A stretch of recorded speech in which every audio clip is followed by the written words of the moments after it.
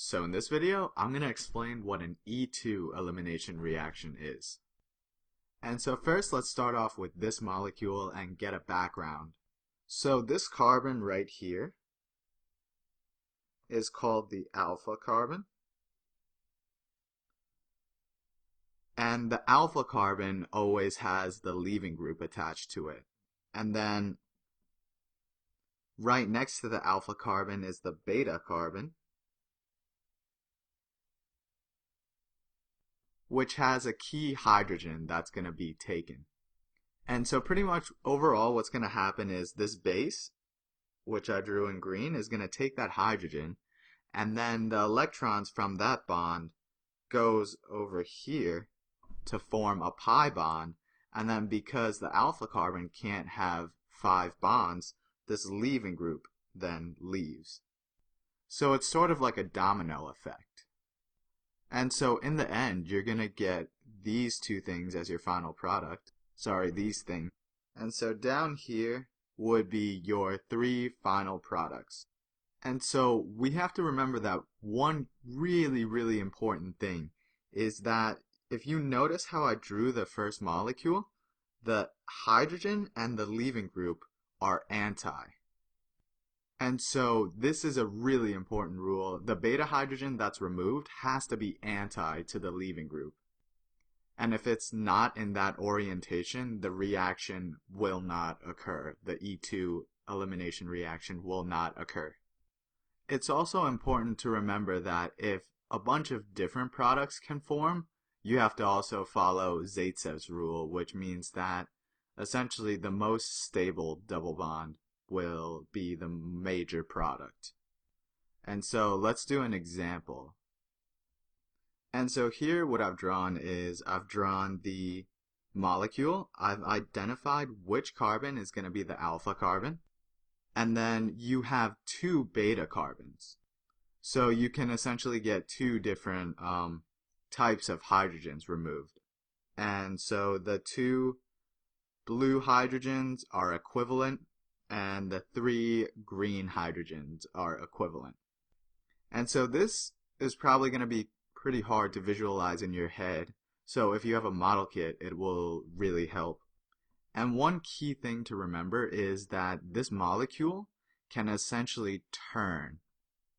So remember that molecules can turn about sigma bonds. And so what can happen is this molecule can rotate around like that in order to get the beta hydrogen and the bromine, which is the leaving group in this instance, anti to one another. And so let me just get rid of that. Now your base here can have the option of choosing between a whole bunch of hydrogens. And so first let's start off with removing one of the green hydrogens. So let's say it attacks that hydrogen. So then what's going to happen is these electrons are going to move over there, and then the bromine is going to get kicked out. And so your final product would be this right there.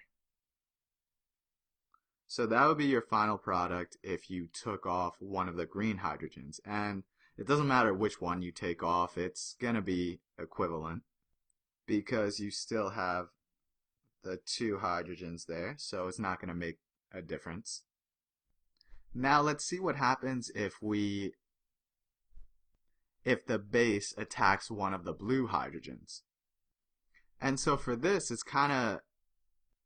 a little bit different because you have a CH3 group there, so you don't have 3 equivalent groups, right?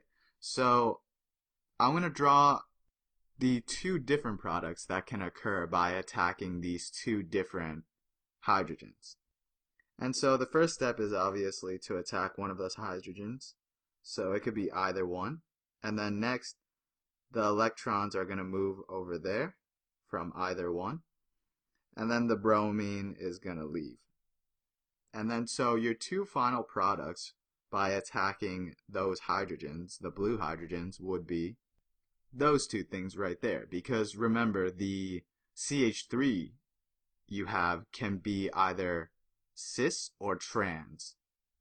And so if that's the case, obviously, according to Zaitsev's rule, this would be your major product. So the trans alkene would be your major product. And so pretty much I think with E2 and most of organic chemistry, it's just doing practice problems will really help you out. And in the next video, I'm going to do some practice problems for E2 using different drawings so you could view different perspectives on it, and I think that will help.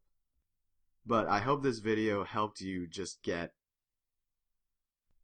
a basic understanding of E2 mechanism.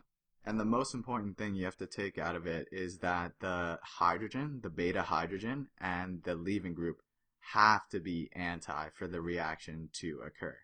And so I hope this video helped you. If it did, please give it a like and share it with your friends.